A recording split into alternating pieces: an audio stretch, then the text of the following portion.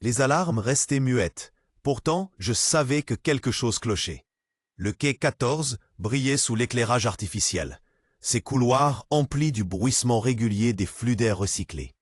J'avais passé assez d'années dans ce port pour reconnaître la moindre anomalie dans la respiration de ces structures, et ce soir-là, il retenait son souffle. Je m'engageais dans la passerelle de maintenance, mon badge d'accès clignotant faiblement. Les containers empilés semblaient inertes, mais les senseurs affichés en surimpression sur mes lentilles signalèrent un vide anormal. Une caisse avait disparu. Pas un oubli d'inventaire, pas une erreur d'arrimage, un effacement net, comme si elle n'avait jamais existé. Je m'accroupis près de l'emplacement vide, effleurant le marquage au sol encore chaud. Une ombre se détacha sur la paroi d'en face. Le souffle de recyclage vacilla juste avant que le vrombissement sourd d'un champ de confinement se fasse sentir sous mes pieds. Un vaisseau de faible tonnage, fuselé et mat, se trouvait amarré par une porte latérale, sans autorisation. La coque portait les micro-égratignures typiques des transits sous champ compressif. Rien dans nos registres n'indiquait son arrivée. Un hublot ovale me renvoya mon reflet. Barbe poivre et sel, regard fatigué, uniforme beige taché de lubrifiant. Contremaître d'un nœud logistique secondaire, relégué ici par le conseil militaire après mes choix jugés trop indépendants. Je n'avais plus l'autorité pour déclencher une inspection, mais j'entrai quand même. Un souffle d'air froid me frappa au visage. À l'intérieur, les parois vibraient d'un réseau énergétique que je ne reconnaissais pas. Comme si les champs magnétiques palpitaient à rythme fractal. Les cargaisons étaient empilées sans marquage officiel, sauf une caisse, maintenue par un champ suspendu. Les inscriptions, gravées en filaments changeants, dansaient hors de l'alignement visuel. Je tendis la main. Ma paume fourmilla, sensation presque liquéfiée. Et l'espace bascula légèrement autour de moi. Ce n'était ni une stato-réserve, ni un combiné de transporteurs habituels. Quelque chose modifiait la métrique locale. Un bruit de pas. Je me figeai, ma conscience effilochée par l'empreinte encore vibrante que la caisse avait imprimée dans mes nerfs. Une silhouette apparut dans le halo bleu. Caravéran, sa combinaison de vol éraflée, son sourire tendu comme un arc. « Vous n'avez rien vu, Metz ». Les mots, pourtant ordinaires, frappèrent comme un ordre militaire. Mais j'avais quitté ce genre d'obéissance. Ça vient d'où, cette technologie? Elle me fixa sans répondre, pencha légèrement la tête, comme si elle mesurait combien elle pouvait dire. Du mauvais côté des frontières. Et ce que ça peut faire, vous ne voulez pas le savoir. Le vaisseau tangua. Une vibration sourde monta par la coque, la signature typique d'un arrimage forcé. Mes implants sensoriels virent la chaleur croître aux attaches magnétiques. Soudain, la paroi tribord explosa sous l'impact d'un arrimeur pirate. Des silhouettes en armure composite franchirent la brèche, en hurlant sous modulation vocale. L'un d'eux, massif avec une excroissance osseuse sur le crâne. Torvax, récif. « Kara, tu joues avec des jouets qui ne t'appartiennent pas », gronda-t-il, sa voix saturée par les amplis internes. Je me plaquai contre la paroi, évaluant la distance jusqu'à la caisse. Si ce dispositif pouvait plier l'espace, ici et maintenant, il pourrait être notre seul moyen de sortir en vie. Mais chaque pas risquait d'attirer les tirs. Kara dégagea un éclateur de sa hanche, mais Torvax leva une main et tout s'interrompit. Ces hommes restèrent immobiles, comme s'ils attendaient une confirmation distante. Puis il se tourna vers moi. « Metz, tu as toujours eu le chic pour te trouver au mauvais quai au mauvais moment. » Je sentis le picotement dans mon poignet. Mon communicateur interne interceptait un signal prioritaire. Canal militaire. Une voix que je n'avais pas entendue. Depuis 10 ans, se glissa dans mon crâne. Ici, Soren Kaul. Vous êtes au contact d'un artefact d'intérêt stratégique. Maintenez la position, renforts en route. Je réprimais un rire bref, comme si maintenir quoi que ce soit dans cette station était encore possible. La gravité se mit à chuter par à-coups, signe que le port tentait un isolement de section. Le sol s'inclina, des caisses glissèrent comme des bêtes paniquées. Dans la confusion, mes doigts atteignirent la surface instable de l'artefact. Le temps se replia, se creusa comme une vague inversée. Les bruits perdirent leur aigu, se diluèrent. Devant moi, la silhouette de Torvax s'allongeait, se fragmentait en reflets prismatiques qui palpitaient comme des ailes translucides. Le crépitement de l'implant résonna dans ma boîte crânienne comme un insecte électrique qui se serait glissé entre mes pensées. Les images instables de la distorsion se dissipèrent, laissant encore flotter des fragments d'ombre au bord de ma vision. comme si l'air lui-même hésitait à redevenir stable. Le flot de données se reconnut sans effort, une signature cryptographique que je croyais avoir enterrée depuis la fin des campagnes de la frange extérieure. L'expéditeur n'avait pas mis son nom, mais je n'avais pas besoin de le lire. Son style était une empreinte vivante, façonnée par 1000 codes de terrain. Un seul paquet d'informations, une suite resserrée de coordonnées, accompagnée d'un indicateur noir sur noir, le genre qu'aucun canal officiel n'accepterait sans déclencher d'alerte immédiate. Je savais déjà, avant même d'ouvrir la projection tactile, que ce point dans l'espace n'existait sur aucune carte publique. Et pourtant, la géométrie inscrite dans les 3 premiers chiffres m'arracha un frisson. Il y avait là un vide parfaitement nu au centre d'une toile gravimétrique dense, un non-lieu que seules les sondes à longue portée pouvaient détecter, avant que le gouvernement ne pioche systématiquement toute donnée le concernant. Ma respiration se fit plus lente, contrôlée, tandis que je quittais la baie où l'artefact reposait, encore cerclé des balises de quarantaine improvisées.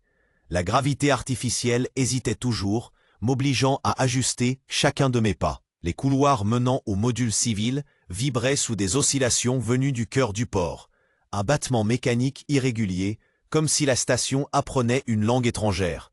Je n'appelais pas Kara tout de suite. Elle aurait posé trop de questions, et je ne voulais pas de spectateurs pour déchiffrer ce que je détenais. Au contraire, je glissais jusqu'au module obsolète des transmissions de secours, celui que les équipes techniques illégales avaient toujours su garder hors des registres. Les volets de blindage étaient à demi refermés, empreints d'oxydation verte. À l'intérieur, la lumière vibrait sous l'effet des coupures, les diodes exécutant une danse convulsive. Je branchais l'implant au vieux panneau contre la cloison, ignorant les protocoles de sécurité. Le code qui me parvint en retour s'enchaîna avec la rapidité d'un prédateur. Un canal étroit, compressé, ponctué de sauts de fréquence pour ne pas rester dans le radar des scanners. La voix qui en jaillit avait le grain du sable sur une coque. « Metz, si tu tiens encore debout, écoute-moi bien. Ce que tu as touché, ça attire des flottes. 3 déjà en route, pas les mêmes drapeaux. Dans 8 jours, ce secteur sera une gueule ouverte. Et les coordonnées que tu as reçues, évite-les.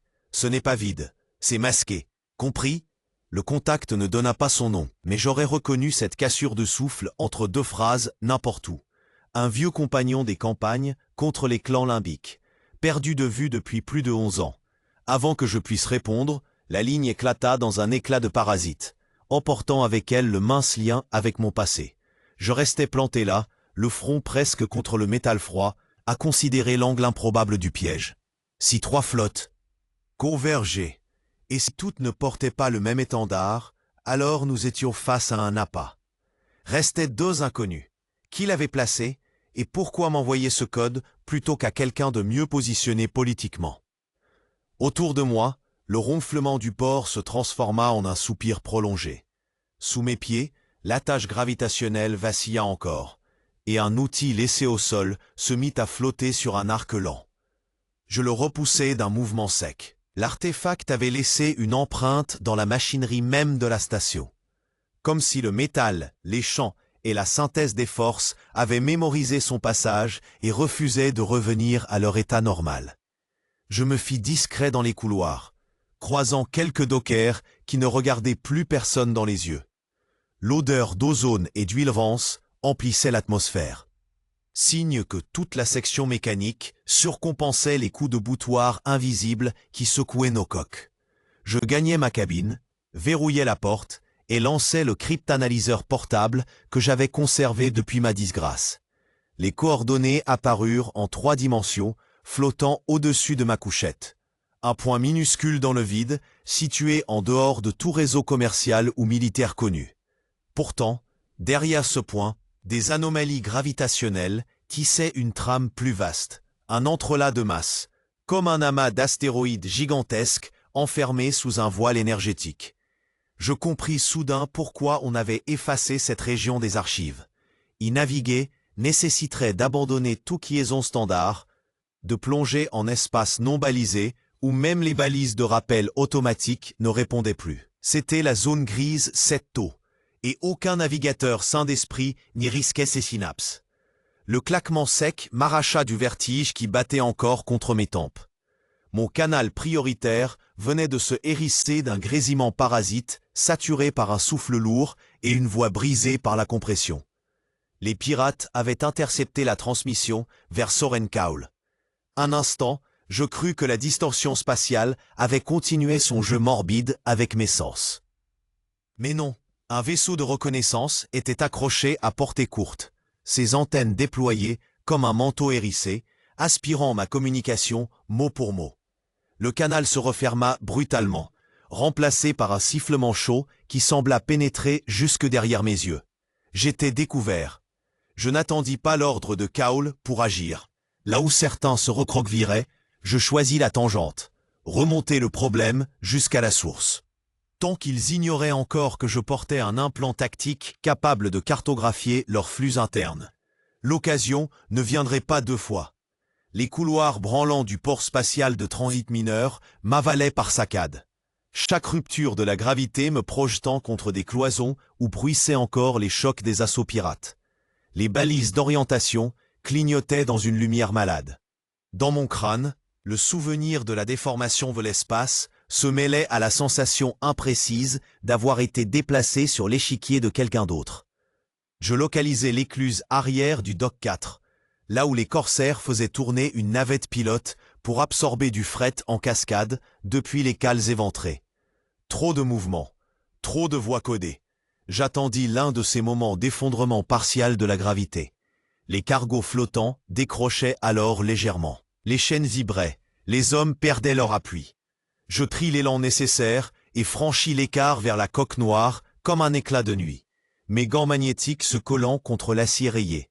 Le sas de maintenance du flanc bâbord avait été laissé entrouvert, un oubli ou un piège. J'y glissais mon corps en effaçant ma respiration, mon implant réduisant toute émission active.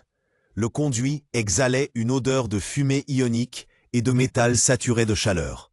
Des voix montaient depuis une passerelle inférieure à demi. Étouffées par le ronflement constant des répulseurs, les marques sur les parois des chevrons gravés n'étaient ni pirates ni marchands. Alphabets anciens, anguleux, que je n'avais pas revus depuis ma campagne dans la Frange. Chaque pas m'éloignait du port et de ses règlements. Ici, la hiérarchie était celle du couteau. Et pourtant je sentais derrière moi la main froide d'un schéma plus vaste. J'arrivais à la soute. Des caisses hétéroclites encombraient le sol, ceinturées de filets. Au fond, partiellement caché par un rideau de bâches translucides, un module aux lignes étrangères semblait absorber la lumière au lieu de la réfléchir. Sa surface pulsatillait d'effets de moirée, comme si la gravité elle-même hésitait autour de lui. Je m'agenouillai. Le module vibrait à une fréquence sourde que mon corps reconnaissait instinctivement, une invitation et une menace mêlées. Mes doigts, gantés, frôlèrent un panneau d'accès dépourvu de verrou visible. La soute entière était imprégnée d'un champ fluctuant. Chaque mouvement provoquait un glissement presque imperceptible de mon poids, comme si je marchais sur la peau mouvante d'un océan. J'activai la micro-caméra de mon implant. Les relevés affluèrent. Densité gravitationnelle variable, micro-singularité latérale, stabilisée par une technologie que je ne connaissais pas. Je savais reconnaître un levier stratégique. C'en était un capable de plier la trajectoire d'un monde. Un bruit sec claqua derrière moi. Le profil massif de Torvax, récif, se dessina dans l'encadrement, ses bracelets d'amulettes métalliques cliquettant à l'unisson. À sa manière lente et tranchante, il avança dans le champ fluctuant. « Je savais que tu viendrais, Netz », dit-il en inclinant la tête. « Comme jadis, tu vas jeter ton regard dans la gueule du monstre. » Je le fixais. Derrière lui, deux de ses hommes se plaquaient au chambranle, leurs blasters aimantés à la main. « Ce n'est pas à toi que ça appartient », lançai-je en effleurant le module. « Ni à toi », répondit-il doucement, mais à celui qui osera le comprendre. Il avança d'un pas supplémentaire, et ses traits se tordirent légèrement sous l'effet du champ. Tout son corps ondula, comme vu à travers une couche d'eau frémissante. Derrière lui, une alarme s'éleva. Intrusion sur le pont C. Probablement Kara Véran et ses fantômes cherchant à tirer profit du chaos. Torvax eut un sourire. Elle est ici aussi, donc. Les proies se disputent entre elles. Fascinant. Ses yeux se plissèrent, calculant déjà les trajectoires de fuite possibles dans ce labyrinthe vibrant. Le grondement sourd qui traversa la coque fit vibrer chaque os de mon corps. Les silhouettes armées de Torvax se figèrent, leurs visages marqués par une tension brutale. Un instant plus tard, un éclair d'un blanc effaçant toute nuance éclata contre bâbord. La frégate gouvernementale venait d'ouvrir le feu. À travers la cloison éventrée, j'aperçus les gravats liquéfiés dériver dans le vide, scintillant comme un banc de métal incandescent. Le bruit de l'air siffla dans mes tympans. Quelque part derrière nous, une porte de confinement peinait à se refermer. Les pirates réagirent en hurlant des codes que je n'avais pas entendus depuis les campagnes de la Frange. Mais l'expression de Torvax en disait long. Il savait qu'il ne pourrait pas riposter ouvertement. La pesanteur se remit à trembler par à-coups, comme un cœur fatigué. Sous mes doigts, l'artefact pulsa. Sa surface semblait glisser sur elle-même, chaque fragment de couleur se déplaçant selon un rythme qui échappait aux lois fixes de la matière. Le choc suivant fit voler Kara contre une cloison. Je la rattrapai juste avant qu'elle ne rebondisse dans le couloir. Son regard accrocha le mien. Pas le temps pour les négociations.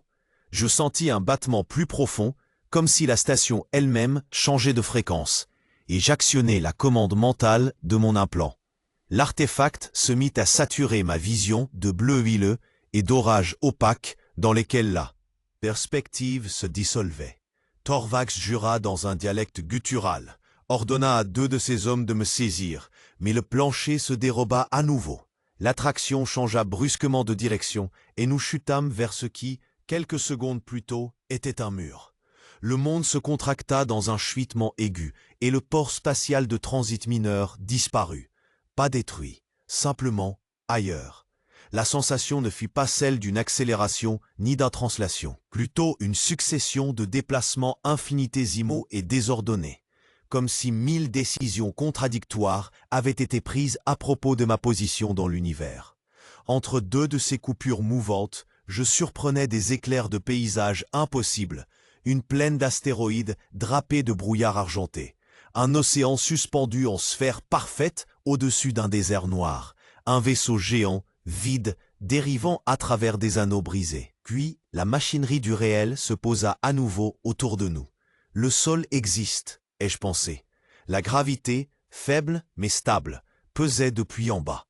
Les détecteurs visuels intégrés à mon casque improvisé m'indiquèrent une configuration d'étoiles que je ne connaissais pas. Kara, toujours haletante, murmura « Ignacio, cet amas n'existe pas dans les registres. » Elle avait raison. J'observais là une concentration d'étoiles teintées de rouge sourd et de bleu mordoré, dont aucune carte connue ne rendait compte. La frégate gouvernementale n'était pas visible, ni Torvax, ni la moindre signature du port. Pourtant, j'entendais encore, comme une rémanence auditive, l'écho amorti de son moteur à impulsion gravitationnelle. L'artefact reposait maintenant entre mes mains, froid, inerte, mais j'avais acquis la certitude qu'il possédait une conscience minimale. Il avait choisi la direction, pas moi. Un frisson me parcourut. Mon implant capta alors une rafale de signaux faibles, porteurs d'un protocole communication des campagnes de la frange extérieure. Rien d'automatique là-dedans. Quelqu'un tapait le message à la main. Séquence recognition. Puis l'indicatif que je connaissais par cœur, l'inconnu. 11 ans sans trace, et voilà qu'il surgissait dans un amas fantôme, comme si nous avions partagé le même itinéraire dément. Kara scrutait déjà sur 3 bandes spectrales différentes, ses doigts pianotant à une vitesse que seuls les navigateurs de Mornas Prime pouvaient soutenir.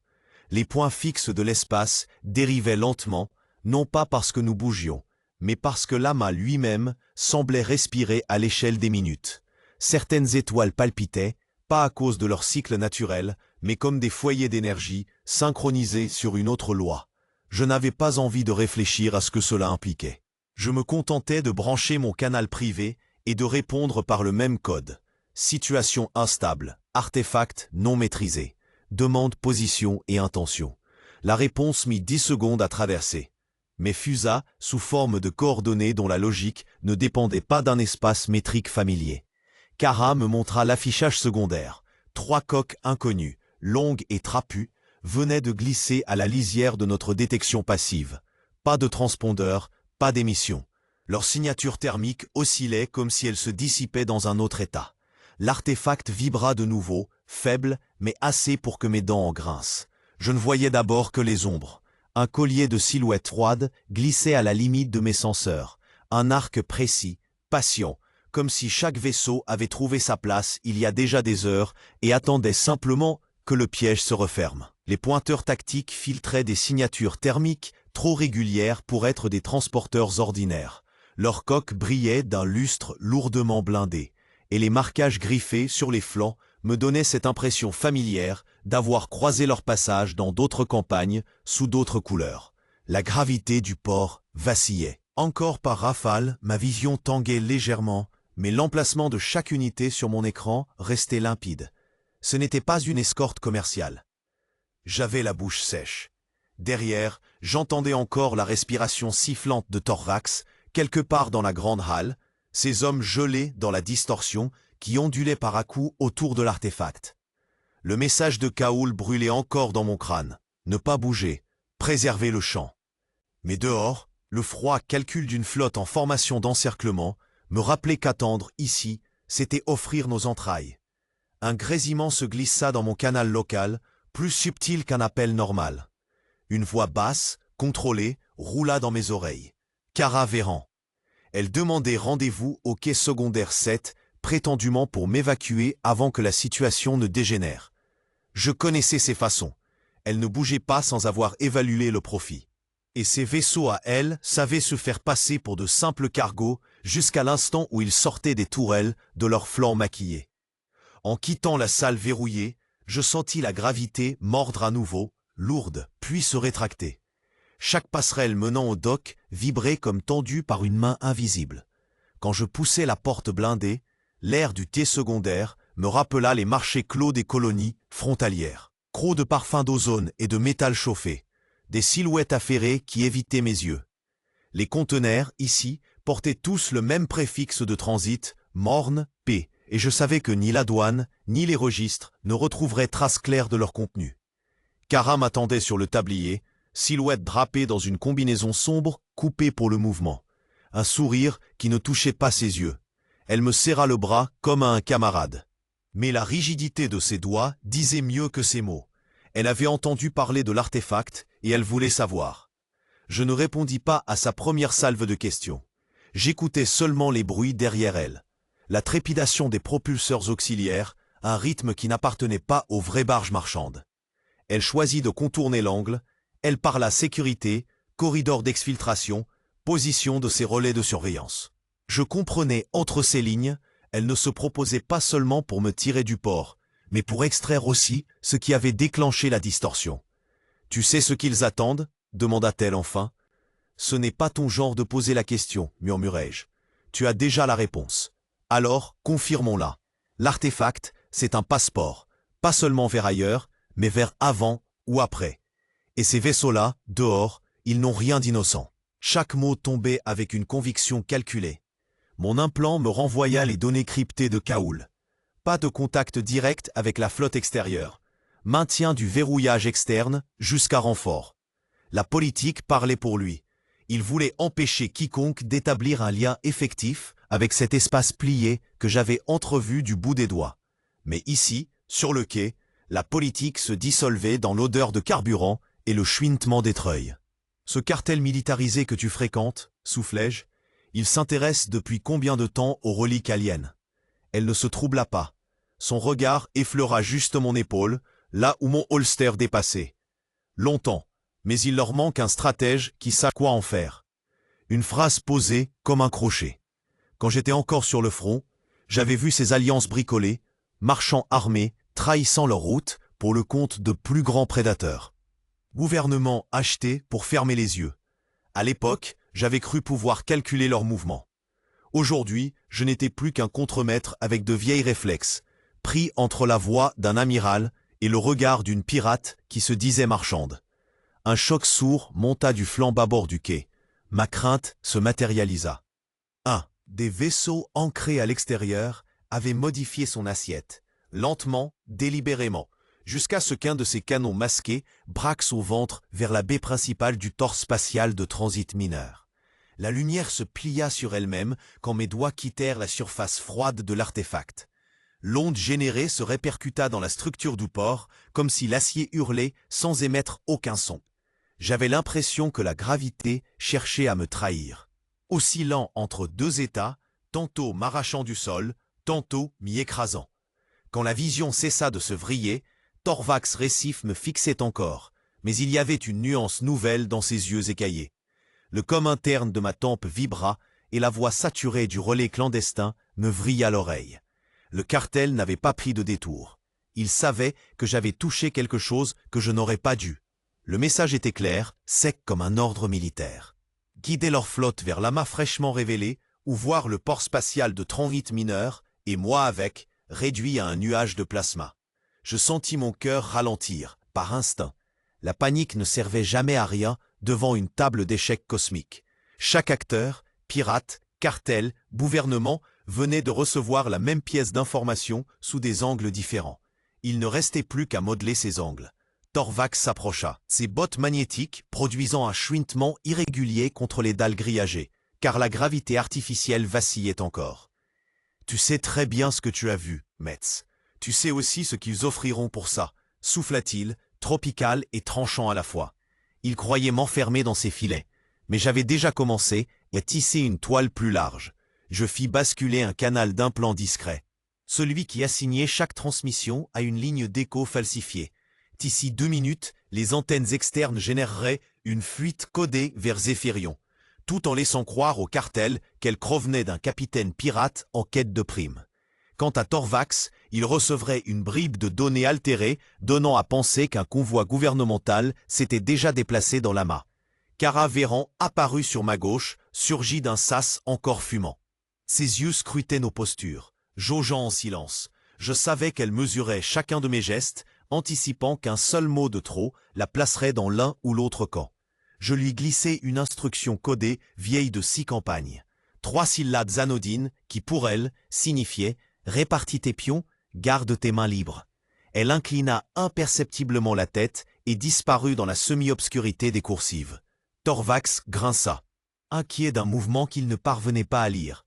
Ce fut le moment que je choisis pour m'accroupir près de l'artefact, en feignant de vérifier son bloc d'ancrage. En réalité, j'enregistrais les fluctuations photoniques émises depuis son cœur, assez pour nourrir n'importe quel ingénieur en recherche avancée. La distorsion qui m'avait happé persistait dans mes os, comme un écho qui refusait de mourir. Dans un coin de mon esprit, un souvenir du front refaisait surface. Les journées passées à orchestrer des offensives sur 3 axes, forçant l'ennemi à s'écrouler sur lui-même. C'était la même situation ici, mais en version polarisée. 3 forces, aucune amie, toutes prêtes à se trahir. Et moi au milieu, avec une arme invisible. Le relais pirate gratta ma cornée interne avec un nouveau flux. Leurs éclaireurs s'étaient déjà avancés dans le couloir gravitationnel que l'artefact avait révélé. Il fallait donc leur tendre un hameçon plus brillant encore. Je poussais, via un microserveur dissimulé sur une console de chargement, un rapport falsifié vers les registres publics de transit. On y voyait un transport lourd marchand, fictif, chargé des caisses d'ions compressés à destination du même amas. Un butin trop tentant pour que Torvax et ses égouts de corsaires y résistent. Pendant que les pièges se mettaient en place, un message prioritaire tomba de Zéphirion. Soren Cole lui-même, l'amiral en personne. Metz, vous maintenez le contrôle, pas d'intrusion de tiers. Et si l'amas existe, la flotte en assurera le verrouillage. Sa tonalité n'admettait pas de contestation. Mais il ignorait que son propre réseau portait déjà les germes de ma désinformation.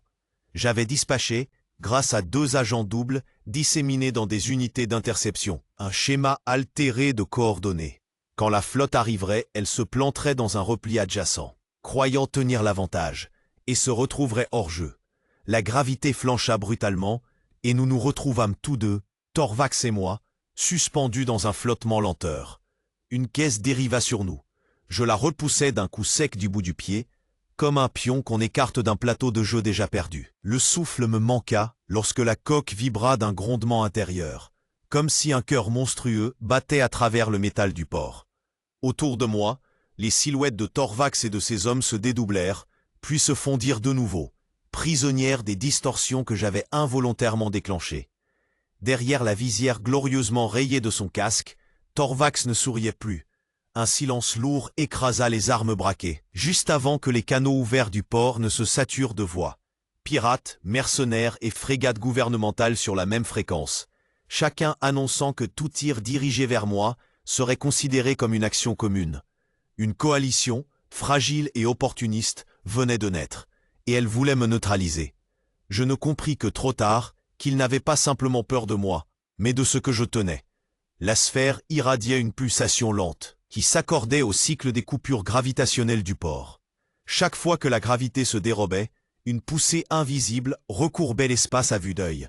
Conteneurs flottants happés vers des points inexistants, coursives se mettant à serpenter, comme si elles avaient été faites de fibres vivantes. Je sentis que je pouvais lire cette mécanique comme un texte ancien et dangereux. Un choc me projeta contre la rambarde cassée d'un ponton. Kara Véran surgit dans mon champ de vision, les cheveux plaqués par la sueur sous son serre-crâne, armant un pistolet à champ fragmenté. Elle ne tira pas. Ses yeux glissèrent vers la sphère entre mes mains, puis vers la verrière latérale, où l'ombre d'un croiseur se découpait sur l'horizon tordu. Tu ne comprends pas, Metz. Ils ne viennent pas pour toi. Ils veulent ce qu'elle enferme. Je savais, mais je ne pouvais pas expliquer comment. Que l'objet ne se contentait pas de plier l'espace. Il redéfinissait les repères eux-mêmes. Les alarmes du port beuglaient, avalées par un hurlement de fréquence basse qui semblait provenir des murs. Des rafales traversèrent les docks, mais les projectiles, au lieu de frapper leur cible, affluèrent vers un point de distorsion et jaillirent ailleurs, déchirant des coques alliées ou s'évaporant dans le néant ouvert par un repli instantané.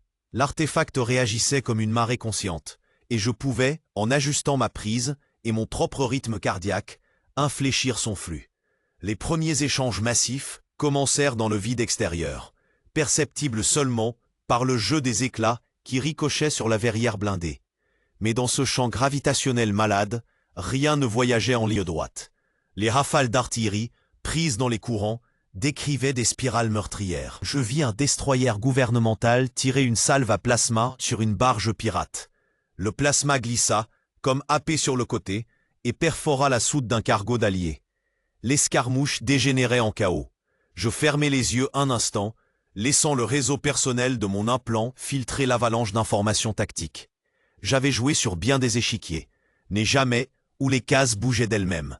Si je calibrerais mes mouvements au cycle de l'artefact, je pourrais façonner les lignes de tir, comme autrefois on déviait un courant marin pour encercler un adversaire.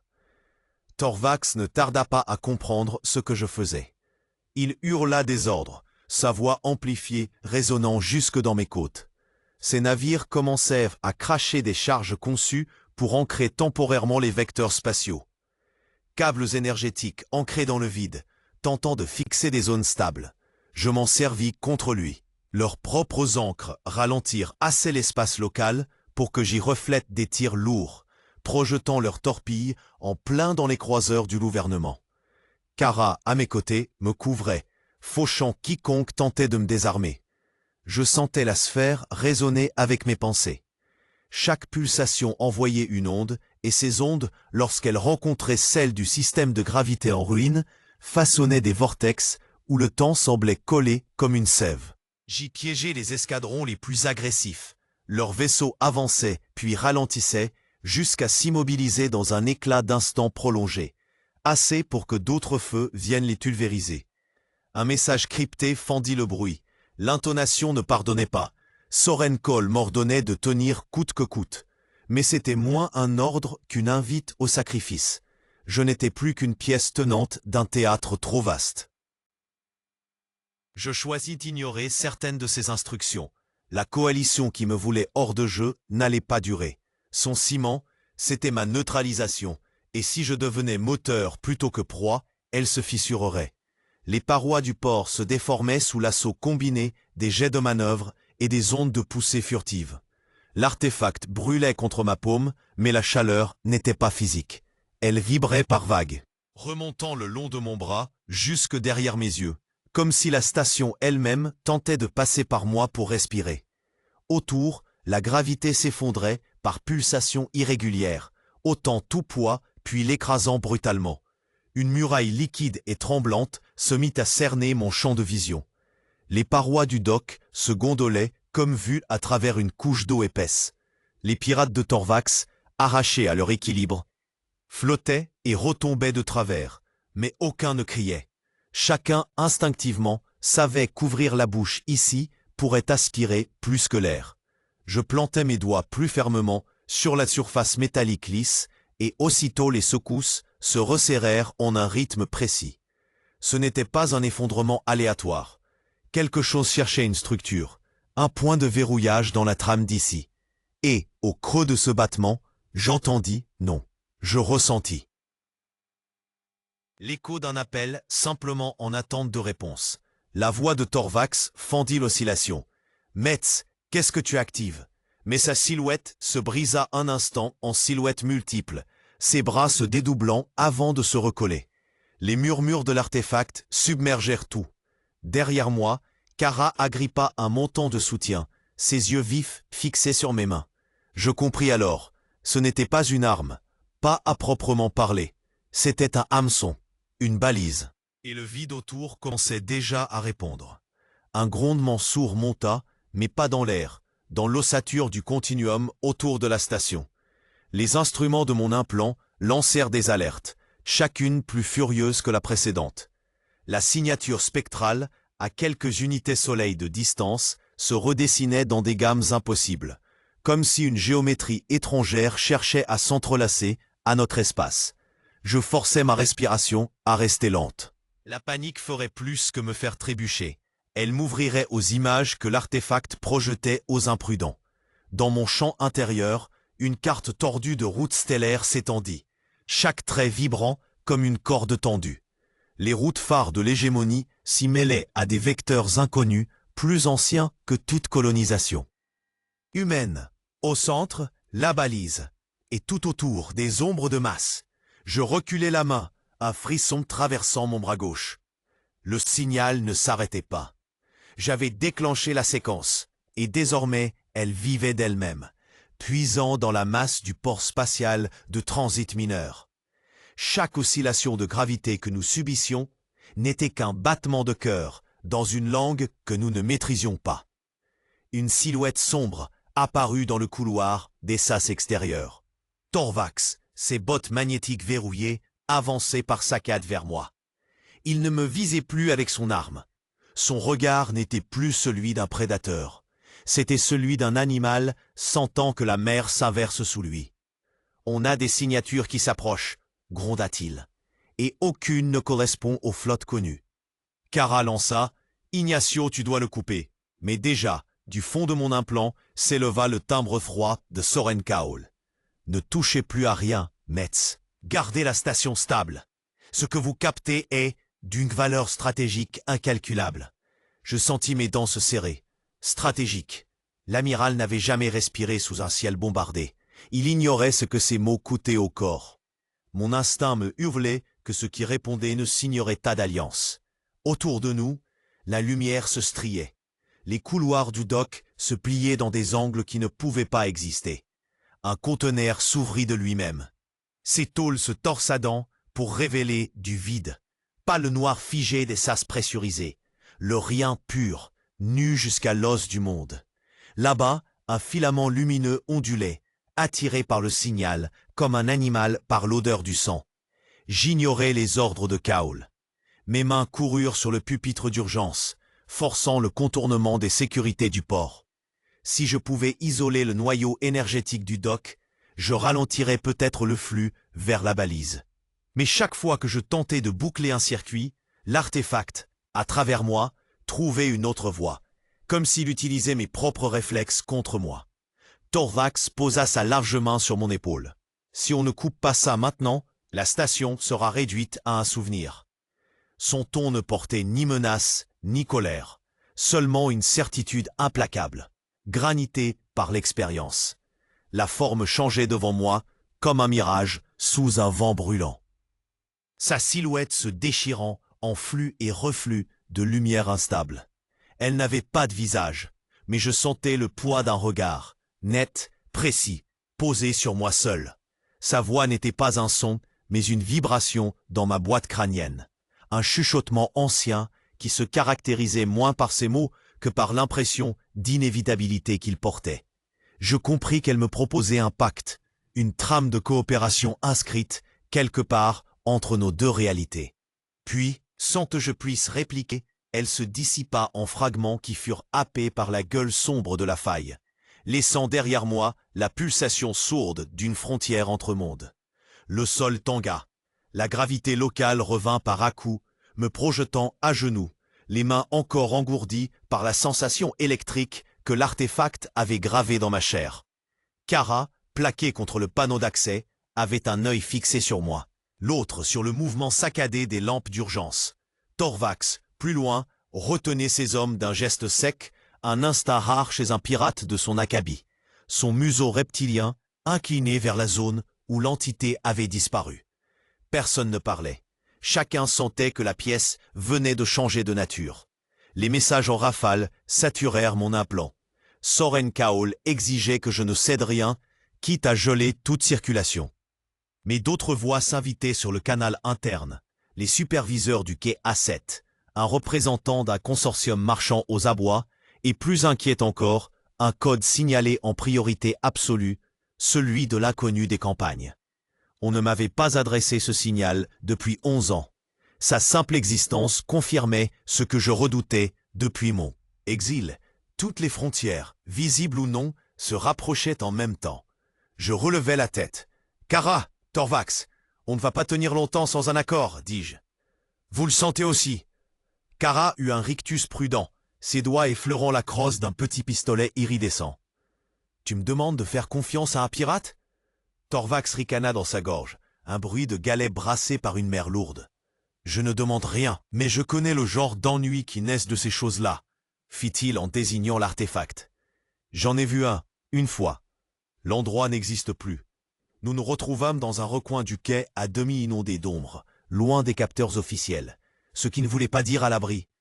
Je posais les règles simples, aucun tir jusqu'à nouvel ordre, partage temporaire des ressources vitales du port, et droit mutuel de passage dans le rayon intérieur. En échange de quoi, l'artefact resterait sous double garde, la mienne et celle de Torvax. Kara accepta avec l'air de quelqu'un qui calcule déjà comment briser l'accord à son avantage. Torvax hocha lentement la tête, comme si chaque inclinaison pesait une tonne. Les premières heures furent un tissage de relais et de coups de bluff.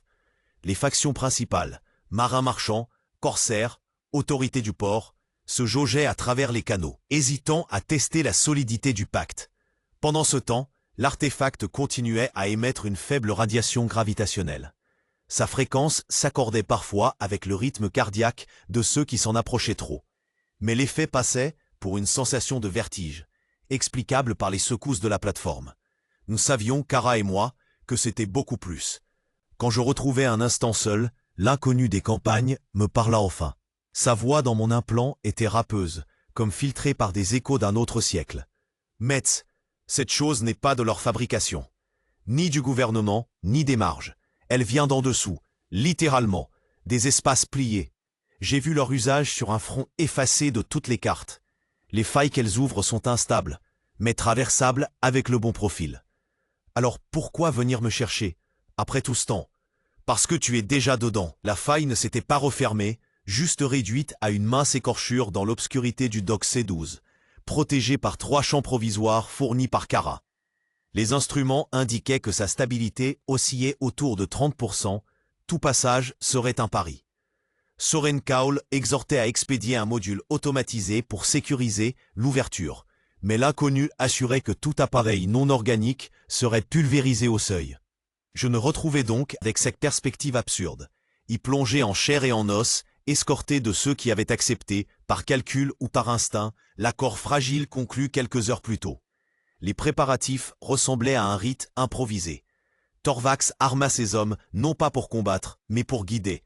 Ils porteraient des balises vivantes, organismes symbiotiques, capables de projeter un écho de présence à travers le brouillard radiant.